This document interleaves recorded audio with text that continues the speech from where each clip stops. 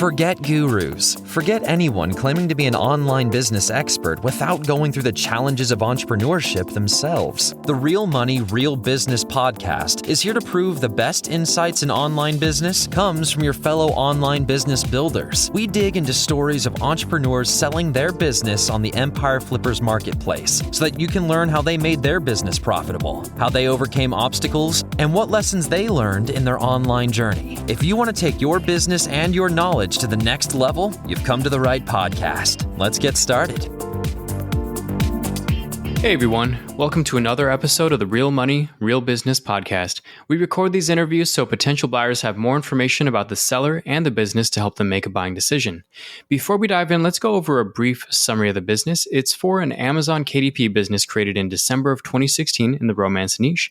The average monthly revenue for the business is $27,747 and makes an average of $17,373 per month in net profit. The assets included in the sale are a KDP account with 287 ebooks and one physical book, primary domain and all site content and files, an Amazon Author Central account, employee contracts, social media accounts, which include Facebook and Instagram, an email list of over 3,000 subscribers, book manuscripts and covers. And for everyone listening, you can visit empireflippers.com/marketplace and search for a listing 58288 to learn more about the business, or you can unlock this listing to start your due diligence if you're interested in purchasing this asset. So that's a brief overview of the business for sale. So let's hear from the seller with me today. Welcome to the show, Alex. How are you doing today? I'm doing great, Nick. Thanks for having me. Absolutely. Well, I'm looking forward to learning more about you and your business. So to start us off, can you tell us a little bit about your background in building and running online businesses? Sure. So this is actually my first online business as an owner or as a manager. I have a background personally in digital marketing, and I've done digital marketing for a few different kind of web-based companies. But yeah, this is my first experience with running a full business. That's interesting. So you came from a digital marketing background. Would you say that your experience made you particularly well suited for this business model, or what were you kind of looking at? Since I know that maybe you can talk a little bit about how you chose this niche or this business, as I know you purchased this business earlier. Sure. So obviously the business is in the KDP niche, which means sales go through Amazon completely. And one of the cool things about that is you basically have Amazon as an advertising partner for you. So they've got their algorithms running behind the scenes. And if they think users or readers are going to like your book, they'll push it out to this huge audience that they have. So having a background in digital marketing has helped, but honestly, Amazon has done a lot of the heavy lifting for us in terms of pushing traffic to the product pages, and most of the customers have come directly from Amazon. Oh, nice. So I was just thinking to that point, it sounds like this could be purchased by somebody who doesn't have a digital marketing background as well. Is that what you're saying?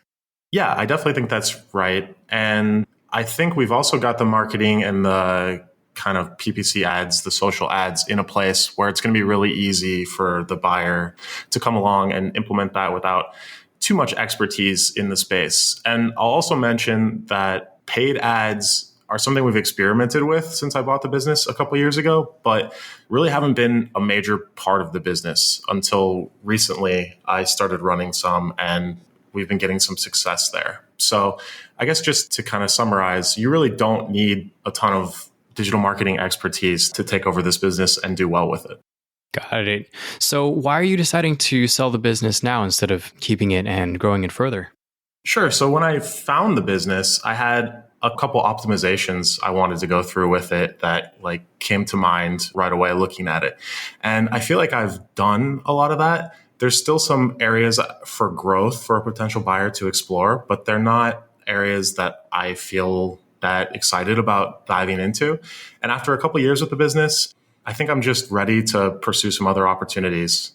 Yeah, definitely makes sense. It's usually an unspoken thing that maybe two major parts of the business. One is operating it, and one is the growth and the launch and I guess making further changes. And sometimes the business enters that phase and it's ready to pass along to somebody who does want to do those things. So completely understand. I will say this, it's kind of funny, getting this business ready for sale and getting the listing up and everything, you kind of look at it with new eyes that maybe you haven't looked at it through in a little while. And I've started to see some areas that if I were going to keep the business, I'd pursue. I think just to go into those a little bit so buyers can see if it's something that might interest them, I think something that would be really helpful is some newsletter expertise. So if you've done kind of email marketing in the past, or if you have any interest in that area, we haven't really optimized there at all. And I think that that's an opportunity for a buyer to consider for sure. Nice. So on that point, it sounds like that's something that is a potential growth opportunity. Was there anything that you tried or learned from building this business that just seemed to work? Yeah, I think one of the biggest things, and with all kind of content businesses, is consistency. So one of the first things that I changed or did when I took over this business was implement a really consistent launch schedule for new books so that readers know what to expect. One of the things that's really great about this business specifically is we have a big following of fans who kind of want to read every book we come out with. So making sure that they know when to expect those, making sure that that's on a consistent schedule and quality that they've come to expect is a really big part of our success and our growth over the last couple of years. Nice. And was there anything that you tried with this business that didn't seem to work out so well? Yeah, it's funny. When I first took the business over, I had this big idea from reading kind of an author marketing book that we were going to use a platform called BookBub. And if for the viewers, BookBub's like a fan site for ebooks. So users can sign up and they can follow their favorite authors and things like that. And so it's this big community of readers, and they have these mailing lists where they send out daily deals, and you can advertise at the end of those emails. And I was really excited to do some targeted ads on those email lists or on those emails. And that was something that we tried for a while, and I just could never really get the returns that I was looking for on the ad spend for whatever reason. So I haven't been able to make that one work yet.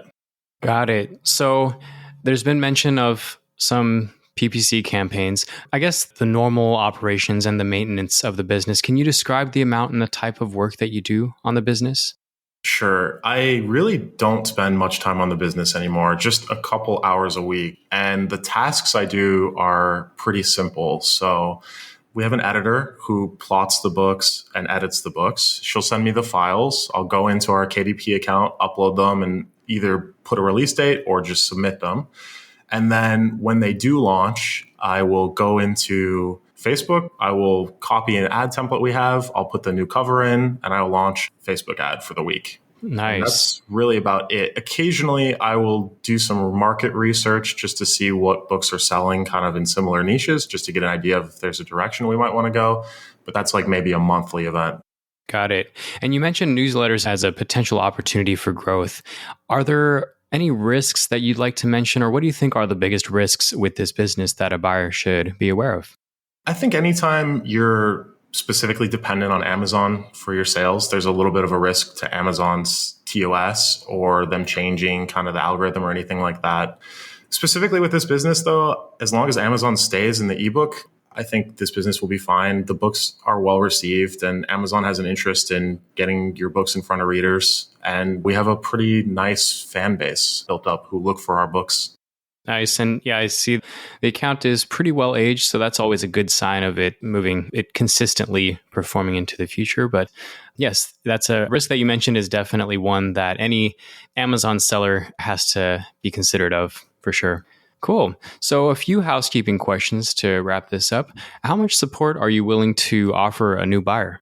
Yeah, I can give kind of 30 days of being available by Skype and email. I don't think a buyer should have too much trouble taking over the business, so it shouldn't take too much time. We have pretty good SOPs, but I'll be around to answer any questions for 30 days. And if the buyer does, for some reason, want to have me around just in case or to ask questions too, we could work something out for me to be available longer than that. Okay, perfect. And would you commit to a non-compete on this business? Yeah, for sure. Great. And are you open to something like an earnout? I'm definitely open to something. I prefer more cash upfront, but if the right buyer comes along and wants to explore something like an earnout, I'm open to discussing it, but it would have to be a decent amount upfront for sure. Got it. Sounds good. All right. And putting yourself in the shoes of a buyer, why do you think this is a business worth buying? Yeah, so I can kind of uniquely relate to that since I bought it a couple years ago from you guys. The thing that attracted me to it is how consistent the business is. I mean, it's a lot of months with very similar revenue. The margins are really good and the amount of work for the buyer is really low. We have everything set up to run in a pretty smooth manner. The few hours of work a week that I do currently could be kind of handed off to an assistant, even if the buyer wanted to spend less time than that. Awesome. And last question here. Is there anything that you think I might have missed during the interview that you'd like to add? I don't think so. I think maybe one other point I would add for a potential buyer is sometimes when you look at these KDP businesses, the revenue's focused on a few titles. And, that might seem like a good thing at first because they had some big hits and they're not reliant on new releases. But the problem with that is, in my experience, the revenue from each book always trails off eventually. And one of the nice things we have is we have a kind of pipeline in place for new titles to be released. So there's this constant stream of new content for buyers to digest and buy. And I think that's really helpful for the long-term kind of viability of the business. Yeah, that's a good point you make about the importance of a fan base. So, sometimes a business will come with an email list, but it's not engaged with or monetized. But it definitely sounds like you have both the pipeline of production as well as an engaged email list. So yeah, I noted that as being a particular strength for this business. Cool. Well, Alex, I think that was the perfect place to wrap this up. So thanks so much for sharing your story and joining us on today's episode. And yeah, I just hope your business is purchased in the near future and by the right buyer. Yeah, I hope we find someone who's excited about it and has some ideas for where to take it. And thanks for having me, Nick. Yeah, absolutely. All right, everybody. Thanks for listening. To learn more and see if this listing has already been sold, head over to empireflippers.com/marketplace and search for listing number 58288. If you're watching this on YouTube, click the link in the description to go straight to the listing. And once you've unlocked this listing, you'll be given everything you need to know about this business. So until next time, enjoy your digital journey.